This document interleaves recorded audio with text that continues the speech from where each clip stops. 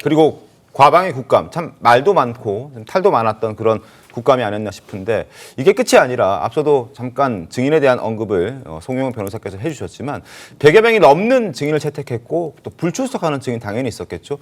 그들을 쫓아다니면서 동행 명령장을 들고 끝까지 찾아갔다는 겁니다. 병상에 누워있는 증인에게도 찾아갔는데 함께 보겠습니다.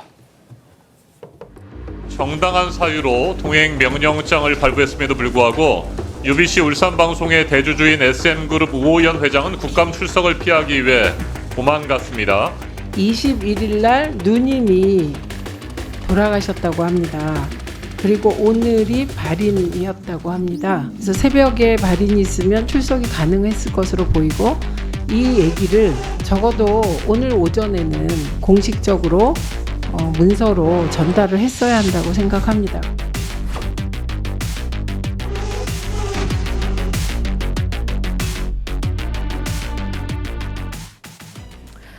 예, 지금 보시는 것처럼 증인 가운데 한 명이었던 우호현 SM그룹 회장이 나흘 전에 누님이 별세한 걸로 알려지면서 국회에 출석하지 못했다. 지금 이런 설명 최민희 위원장이 직접 했잖아요. 네. 근데 이제 여기에 더해서 새벽에 발인을 했으면 출석이 가능했을 것으로 보인다. 이렇게 얘기를 했고. 그렇게까지 했었어야 되냐 하는 생각이 듭니다. 예, 그렇게 얘기를 했고 설령 못한다면 오전에라도 좀 알려왔어야 되는데 불출석 사유서를 좀 제출을 해줬어야 되는데 왜 그렇게 하지 못했느냐 지금 이런 지적을 한 거거든요. 윤기청 부위원장님 어떻게 보셨습니까? 글쎄요, 이걸로 갖다 평론해야 될 정도가 아니라고 보는데 개인적으로 보면 사실 저희가 관훈상제는 이게 사유상규잖아요. 네. 그러니까 사유상규에 반하는 말씀을 하신 거예요. 이걸 달리 표현하면 상식적이지 않은 말씀인 것이죠. 그다음 상식적이 않은 편. 왜냐하면 정치 공세를 위해서 상식을 포기하신. 그러니까 유독 아까 우리 송 변호사도 말씀 주셨지만 과방위와 법사위만 유독 상식 파괴적인 그 국감이 많았어요. 이 부분은 한번 되짚어봐야 되는 것이고 저는 국정감사 중에 일부는 국회 감사를 따로 다른 기관에서 할 필요가 없지 않아 있을 것 같다. 특히 감사원에서 이런 정도는 시정해야 되는 거 아니겠습니까? 이거 사실은 상식을 파괴하고 사회상규를 파괴하는 어찌 보면 국민의 권익을 파괴하는 거잖아요. 저는 이런 국정감사의 목적이 왜 있는지 모르겠어요. 하나 더 나간다면 네. 제가 굳이 정치 공세를 한 말씀 더 거둔다면 이재명 대표의 방탄을 위한 거 아니냐라고 저희 정치 공세 하고 있어요. 그러면 이걸 등치시켜 놓으면 이재명 대표의 방탄을 위해서 국민 권익을 일정 부분 훼손시키는 거기 때문에 저는 감사원에서 조금 더 이 부분에 대한 감사를 한번 생각해 볼 필요가 있다고 생각합니다. 네, 새벽에 발인이 있었으면 나올 수 있는 건가요? 어떻습니까?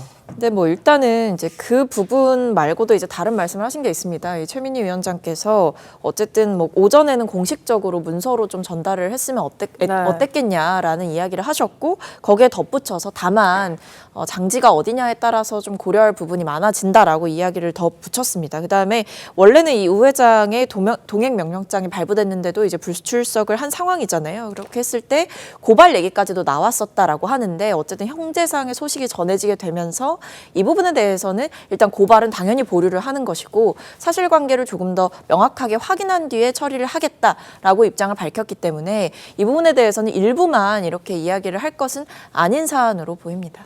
알겠습니다. 자, 그리고 병실에 가서 지금 아파서 병원에 입원해 있는 사람한테까지 찾아가서 동행 명령장을 집행했다. 이 부분은 어떻게 보셨어요?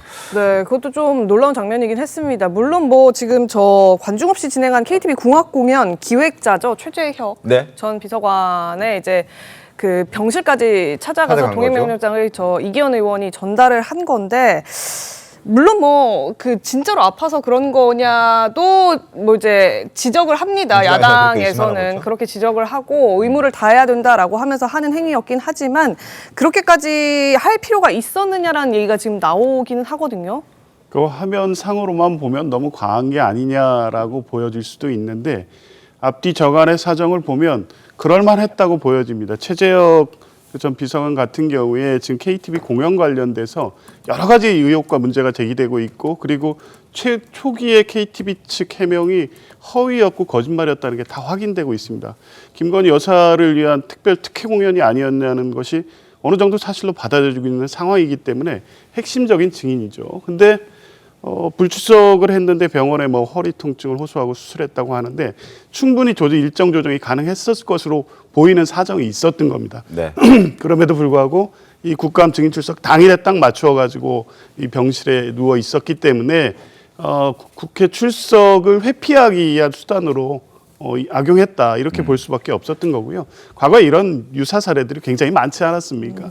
대표적으로 이 국회 출석을 회피하기 위한 이 입원으로 봤기 때문에 민주당에서는 좀 다소 이게 비춰질 때는 국민들이 보기에 과하게 보일 수 있겠지만 이 부분은 명확하게 출석 의무가 있는 이 증인이 출석하지 않기 위한 행위로 봤기 때문에 좀 저런 장면이 연출된 것 같습니다.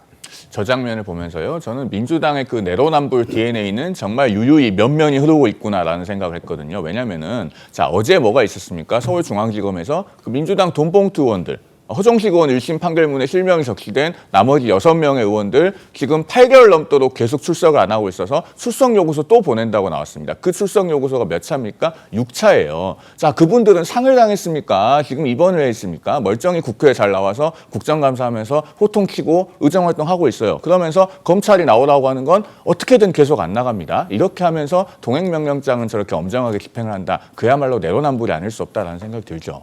알겠습니다.